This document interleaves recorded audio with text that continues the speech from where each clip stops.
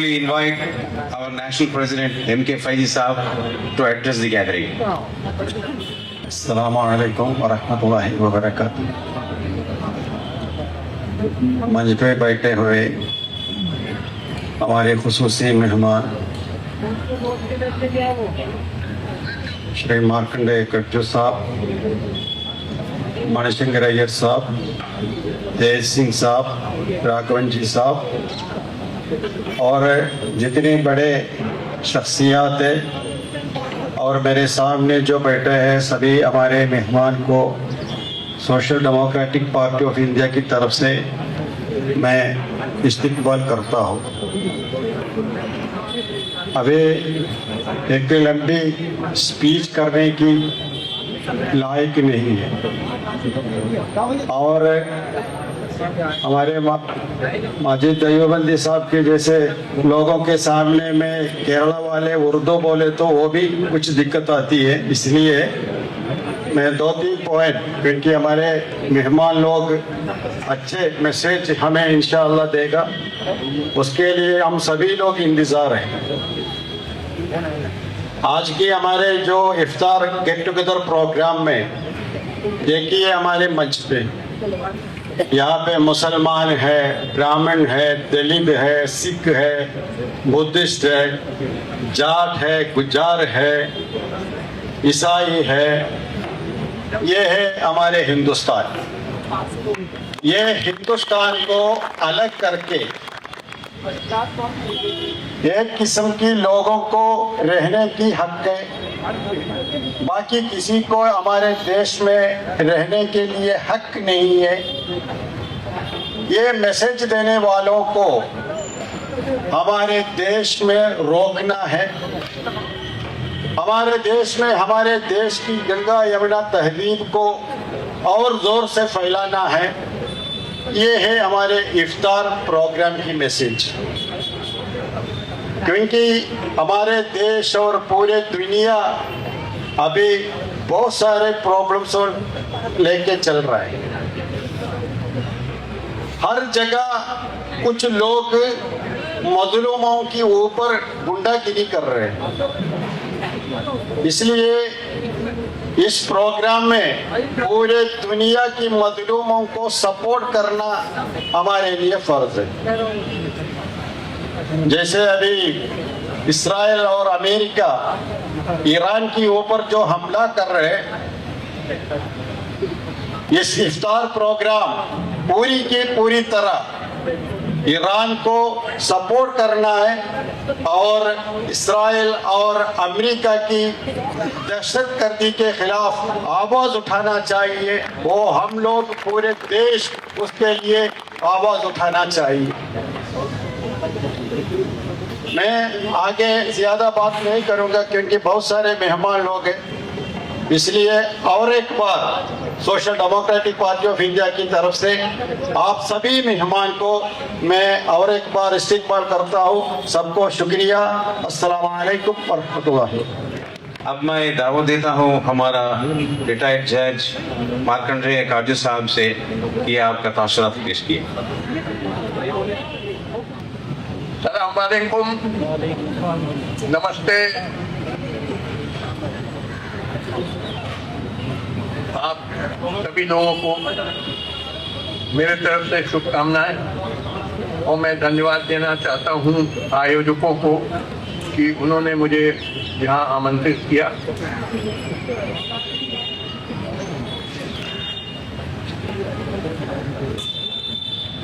मैं बताना चाहता हूँ कि देखिए आजकल लोग सब भटके हुए हैं, किधर देश जा रहा है, व्हाट इज हैपनिंग है, total confusion, nobody is able to understand what is going on in India, क्या हो रहा है हिंदुस्तान में, किधर जाना है, क्या करना है।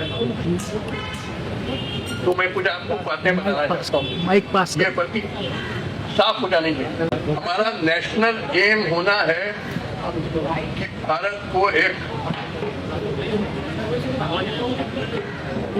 माइटी इंडस्ट्रियल जायंट में ट्रांसफॉर्म करें, जैसे चीन हो गया।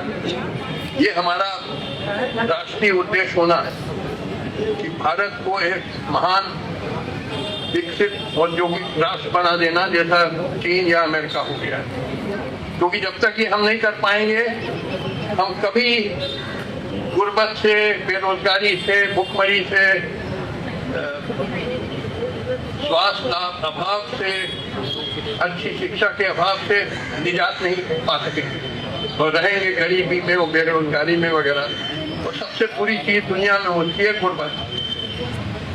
तो अगर हम चाहते हैं कि हम और हमारे बच्चे और बच्चों के बच्चे सब को अच्छी जिंदगी मिले, तो हमको ये महान परिवर्तन करना है। We have to transform India into a mighty industrial giant like another China. ये कैसे होगा? सबसे बड़ी समस्या है। और ये मेरे समझ में ये with in the constitutional framework संभव नहीं है, क्योंकि हमारा जो कॉन्स्टिट्यूशन है उसमें डेमोक्रेसी लिखी हुई है। और देखिए, डेमोक्रेसी थ्योरी में जो एक चीज है, मगर हकीकत में इंडिया में कैसे प्रैक्टिस होती है वो दूसरी चीज है बिल्कुल। Democracy sounds a very rosy word, but how is it actually practiced in India? 90% लोग जब वोट देने जाते हैं भारत में, ये नहीं देखते हैं उम्मीदवार अच्छा आदमी है, बुरा है, पढ़ा लिखा, अनपढ़, क्रिमिनल, नॉन क्रिमिनल, कुछ नहीं। ये नहीं देखते हैं कि गुर्बत बढ़ रही है, बेरोजगारी बढ़ रही है, महंगाई बढ़ रही है, कुछ नहीं। सीधे सीधे भेड़ बकरी जैसे जात बिरादरी पे वोट डाल देते हैं। ये क्या सच बात नहीं? 90%। I am not saying 100%। और casteism, communalism are feudal forces. इनका विनाश किए, विदाउट डिस्ट्रॉइंग देम देश तरक्की नहीं कर सकता। मगर हमारी डेमोक्रेसी तो इसको और मजबूत करती है, बिकॉज इसी पे चलती है। अरे देखिए, 28 स्टेट्स हैं India, 28 states and 8 union territory. तो कहीं ना कहीं चुनाव होता रहता है या उसकी तैयारियां होती रहती हैं। In other words, the country is permanently in an election mode. चुनाव का माहौल हमेशा बना रहता है। और चुनाव के लिए नेताओं को जरूरी है समाज को पोलराइज करो, नफरत फैलाओ, तभी वोट बैंक पक्का होगा। तो कैसे देश तरक्की कर सकता है with in the constitutional system? ये सच्ची बात, कोई सब भागते हैं इसको कहने से। There's no solution to our problems within the constitutional framework. Solutions lie outside the constitution, which means by some kind of a revolution. और revolution देखिए बड़ी मुश्किल चीज होती है, बड़ी कुर्बानियां देनी पड़ती है, बड़ा लंबा चलता है। और क्रांति के पहले एक जन संघर्ष होता है जो बड़ा लंबा चलता है, तब जाके क्रांति सफल होती है। तो यही तरीका है। और सब चीजें सब आपको झांसा दिया जा रहा है। You are being befooled. इस पार्टी को वोट दो, बीजेपी को नहीं दो, कांग्रेस को दो। अरे कांग्रेस ने कौन सा किया अच्छा किया? इतने साल हुकूमत किए, लूट मचाई। मैं किसी पार्टी, विशेष पार्टी की बात नहीं कर रहा हूँ, सब पार्टियां कौम में बिल्कुल दो कौड़ी का मानता हूँ भारत की। तो अच्छे नेता कैसे आएंगे? कुछ लोग मुझसे पूछते हैं कि सब कहाँ है, where are the good leader? मैंने कहा yes, they are not to be seen today. All political leaders today are absolutely worthless. They have no genuine love for the country. उनको चाहिए पावर एंड और उसके लिए समाज को पोलराइज करना तरीका है। मगर देखिए, ये ऐतिहासिक अनुभव बताता है, हिस्टोरिकल एक्सपीरियंस शोज कि when a country is in a great crisis then great leaders emerge. जैसे इंग्लैंड में जब 17th सेंचुरी में किंग ऑफ पार्लियामेंट में लड़ाई हुई तो ओलिवर क्रॉमवेल आए, वो अननोन बिफोर, अनजान आदमी था ओलिवर। या अमेरिका में जॉर्ज वॉशिंगटन, थॉमस जेफरसन आए, फ्रांस में रोबेस्पियर आए, रशिया में लेनिन आए।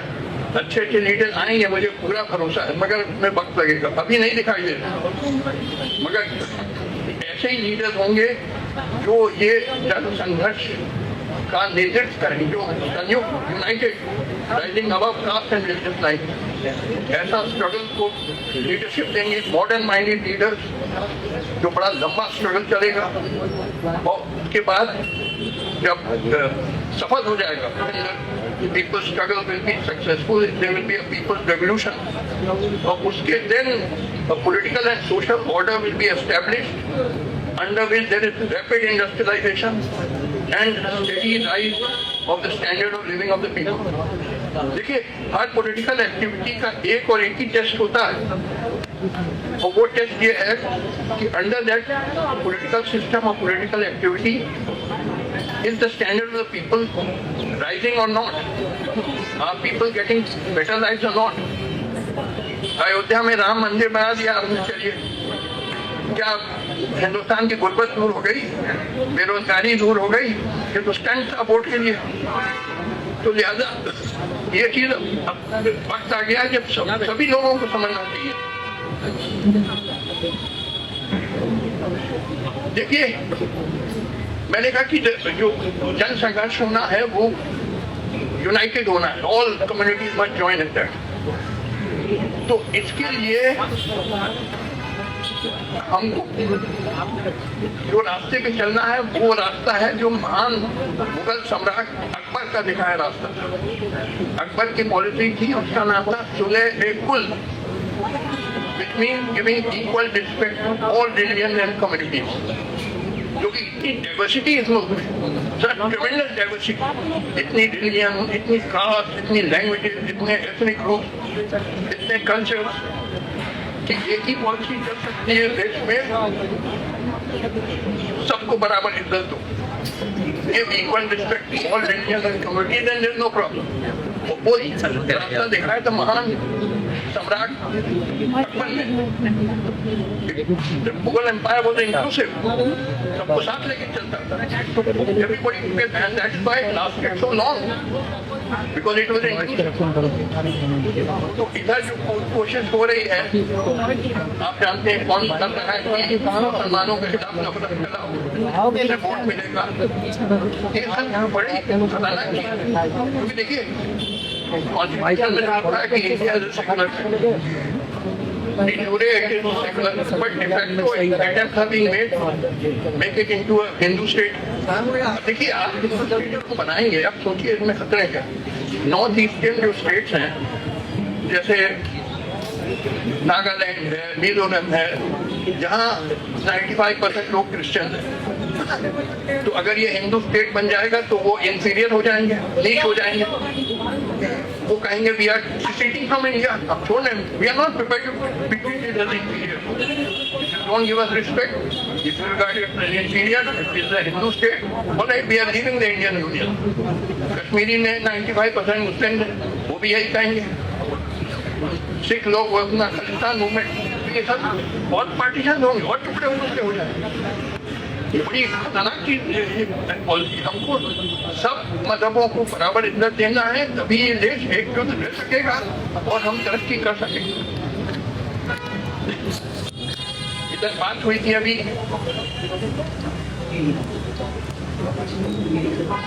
अमेरिका तो इजराइल की लड़ाई ईरान के खिलाफ, तो मैं तो देखिए ईरान का supporter, I am always with the underdog, और ईरान लड़ रहा है for the right of self-determination as an independent nation, so I am with Iran. तो आखिर में कह दूंगा, ये रमजान का महीना है, आप सबको मुबारक।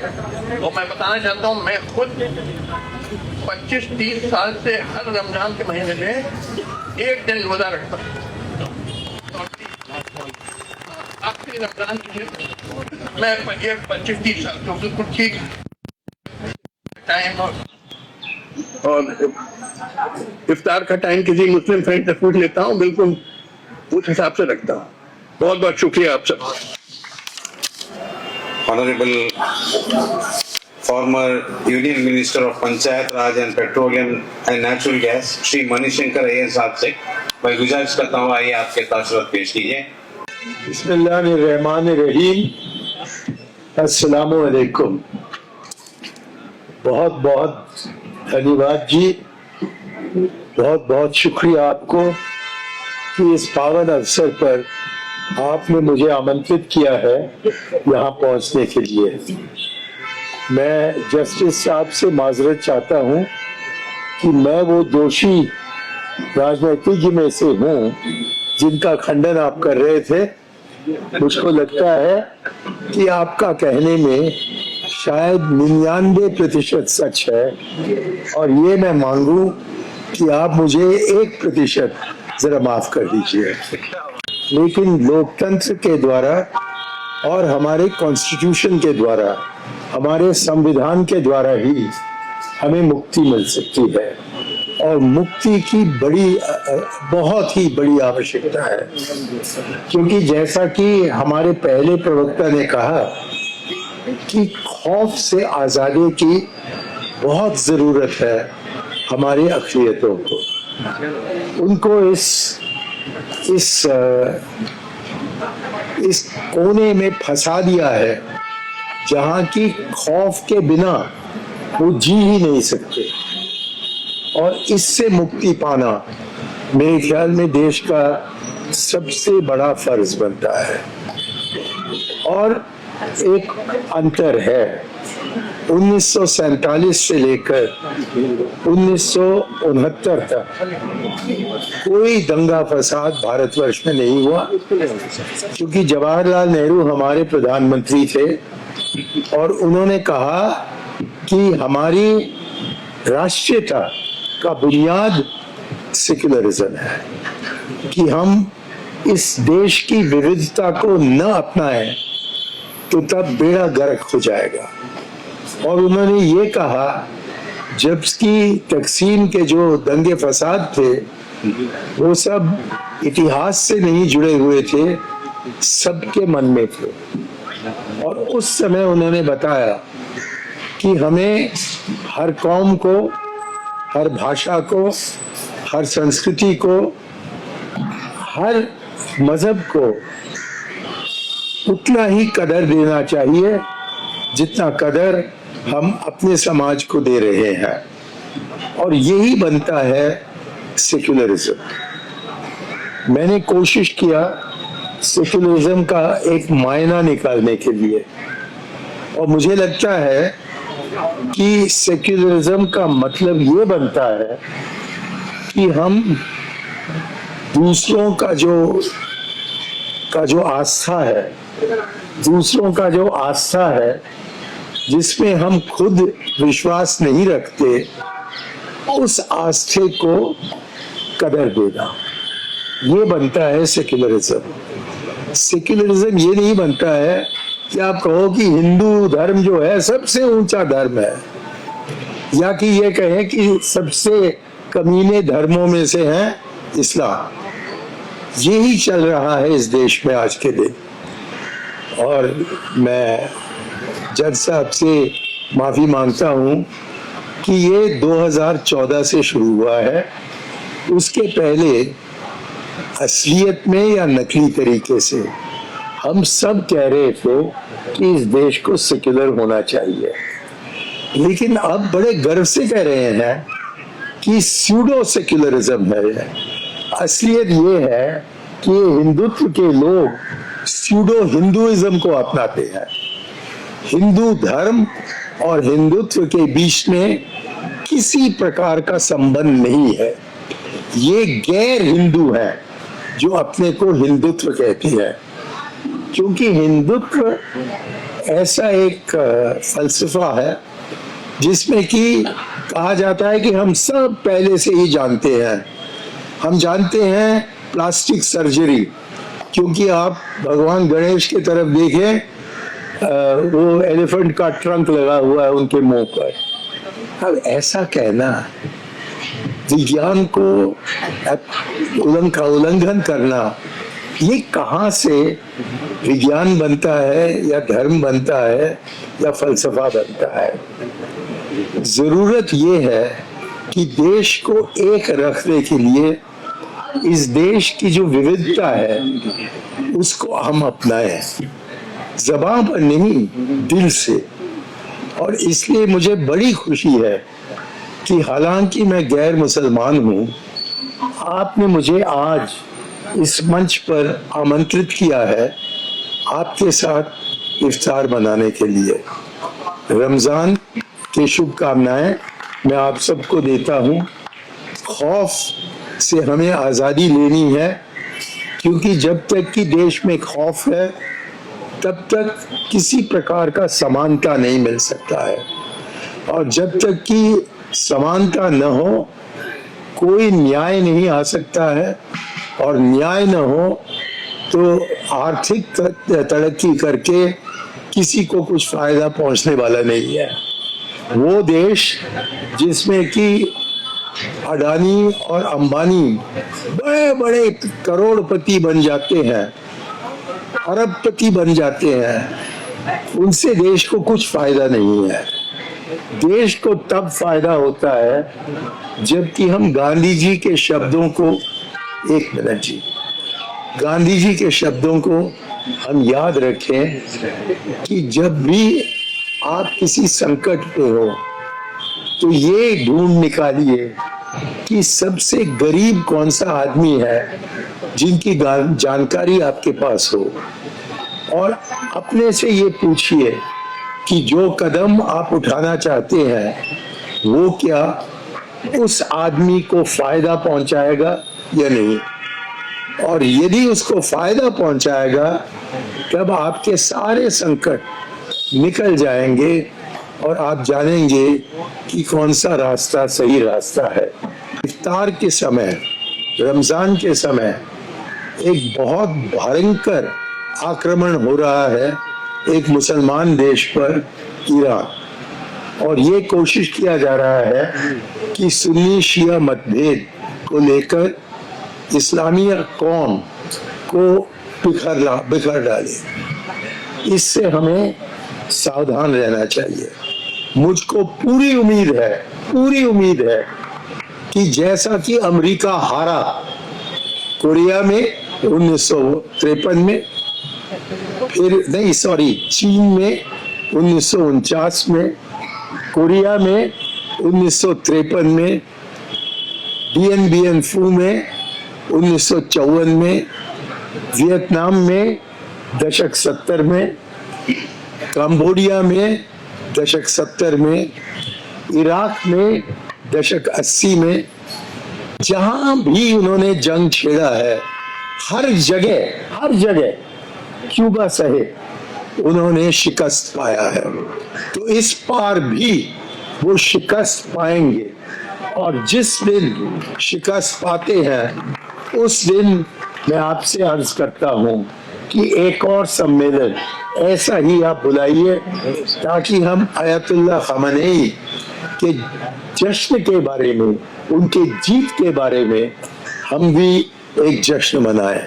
शुक्रिया, आदाब और धन्यवाद।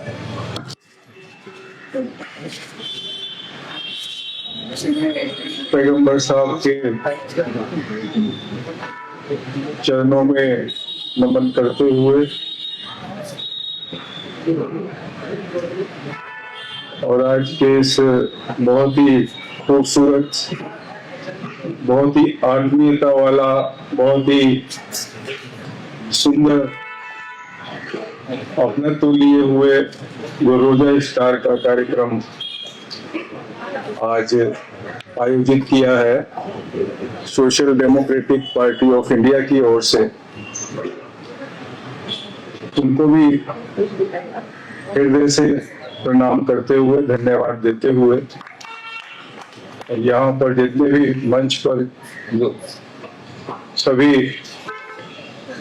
गण्यमान्य, बहुत ही अच्छे विचारों वाले, बहुत ही उच्च कोटि के, बहुत ही प्रसिद्ध जो हमारे महानुभाव हैं देश के और विदेश के, उनको भी नमन करते हुए, और आप जो इस रोजा इफ्तार के कार्यक्रम में, भाईचारे के कार्यक्रम में और मन को शुद्ध करने वाले कार्यक्रम में, मन की शुद्धि वाला कार्यक्रम और सबके साथ मिल करके जलपान करने वाला कार्यक्रम, सबके गले लगने वाला कार्यक्रम जो आप सब आए हैं, तो आपको भी हृदय से बहुत बहुत नमन है, बहुत बहुत सलाम अलैकुम है, बहुत बहुत आदाब है, और बहुत बहुत आपका अभिनंदन है। इस बहुत ही खुशी का मौका है कि इस तरह का कार्यक्रम आयोजित किया है। सच पूछो तो ये एक ऐसा कार्यक्रम है जिसमें भाईचारा तो है ही है, अपनत्व तो है ही है, बंधुत्व तो है ही है, दोस्तानापन तो है ही है, सांस्कृतिकता तो है ही है, धार्मिकता तो है ही है।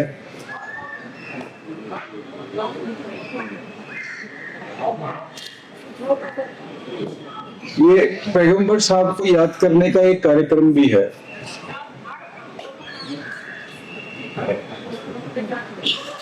ये एक महीना, रोजा का महीना, आपको बताने की जरूरत नहीं, आप हमारे से ज्यादा, बहुत ज्यादा जानते हैं कि रोजा का महीना बहुत ही पाक और बहुत पवित्र महीना है। और इसकी विशेषता इस बात के लिए ज्यादा है कि ये त्योहार, ये पर्व, ये रोजा का महीना, ये हमारे मन को पवित्र करता है, हमारे मन के विकारों को दूर करता है। ये मन में, हमारे इस दुनिया में रहते हुए काम, क्रोध, मद, लोभ जो हमें घेर लेते हैं, उनसे लड़ने का ये एक महीना है, उनके ऊपर विजय प्राप्त करने का एक महीना। तो ये कार्यक्रम रख करके आपने बहुत उपकार किया है। सोशल डेमोक्रेटिक पार्टी ऑफ इंडिया ने बहुत उपकार किया है।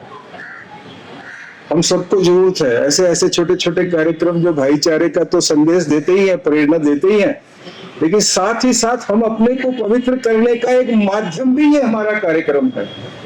कैसे पवित्र करेंगे अपने आप को, कैसे अपनी बुराइयों से हम लड़ेंगे, कैसे उनको दूर करेंगे। हम देखते हैं, अभी 3 दिन पहले ही एक सत्संग में हमने निवेदन किया था कि देखिए पैगंबर साहब ने कितना दूर का सोचा होगा उस वक्त। एक सत्संग में, हिंदू सत्संग में ये चर्चा हम कर रहे थे, हमने कहा कितना दूर का सोचा होगा। मंदिर के प्रांगण में वो सत्संग हो रहा था और वहां इसका उल्लेख किया कि कितना दूर का सोचा होगा हमारे पैगंबर साहब ने कि दिन में 5 समय की नमाज उन्होंने जरूरी कहा हमसे, मुस्लिम भाइयों से। इस पर बहुत विचार किया कि हमने कहा 5 बार नमाज, इसका कोई ना कोई औचित्य तो होगा। हमने खुद बहुत विचार किया इसके ऊपर और विचार करके ये निकल के आया, हमारे मन में ये निकल के आया कि ये इसलिए 5 वक्त की नमाज जरूरी कही है क्योंकि हमारा मन बहुत नाजुक है, बहुत चंचल है, बहुत विचलित होने वाला मन है। हमारे को कहीं भी हर वक्त जो है, हर समय, हर पल भटकने की गुंजाइश रहती है। उसको बांधने के लिए, उसको संतुलित करने के लिए, उसको घेरने के लिए, उस पर अंकुश रखने के लिए 5 वक्त की नमाज हमारे पैगंबर साहब ने। थोड़ा सा भी इधर उधर जाता है, थोड़ा सा भी मन भटकता है, चल भाई नमाज पढ़। जैसे उसको सांसारिक हालत घेरते हैं, अपनी ओर आकर्षित करते हैं, चल भाई नमाज पढ़, थोड़ी देर के बाद।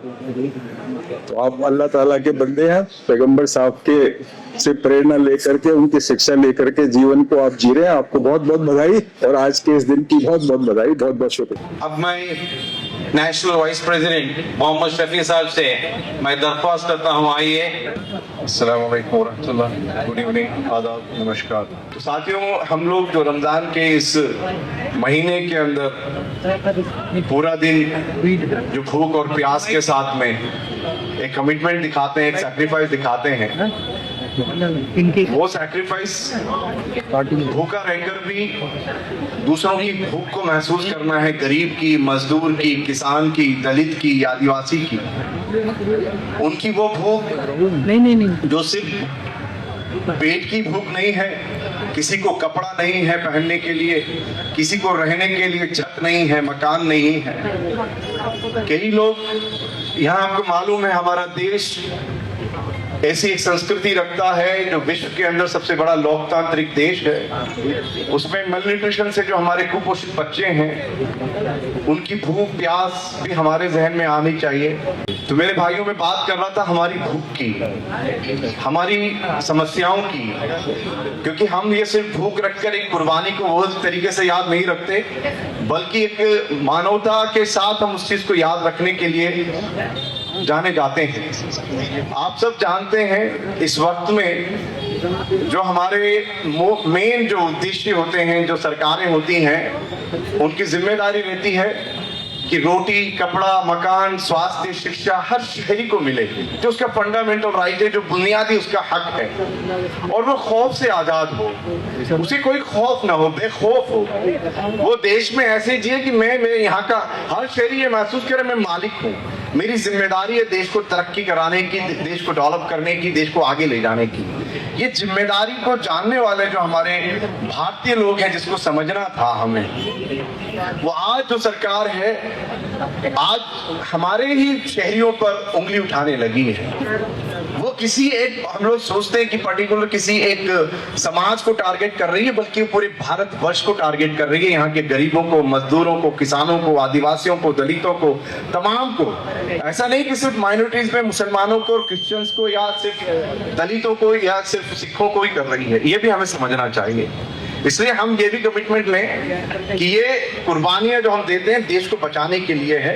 पहले भी देश को आजाद कराने के लिए हम सब ने आजादियां, हमारे बुजुर्गों ने कुर्बानियां दी हैं, जेलों में गए हैं, शहीद हुए हैं देश आजाद कराने में। अब देश के लोकतंत्र और संविधान को बचाने की जिम्मेदारी आ गई है, देश की आजादी को बचाने की जिम्मेदारी आ गई है। तो इसलिए इस पाक पवित्र हमारे इस रमजान महीने में जो कुर्बानियां हैं वो समझना है आप लोग कि हमें देश को बचाने के लिए तमाम हिंदू, मुस्लिम, सिख, ईसाई, दलित, आदिवासी, हर समाज के लोग कैसे हाथ से हाथ मिलाकर, कंधे से कंधे मिलाकर हम सब एक भारतीय होकर इस देश के संविधान को, लोकतंत्र को बचा सकते हैं। उस मुहिम को हम समझना है। और यही नारा हमारा जो पार्टी का, एसडीपीआई का रहता है, भूख से आजादी, खौफ से आजादी। मकसद यही है कि देश हमारा कैसे बचे और बेखौफ कैसे रहे।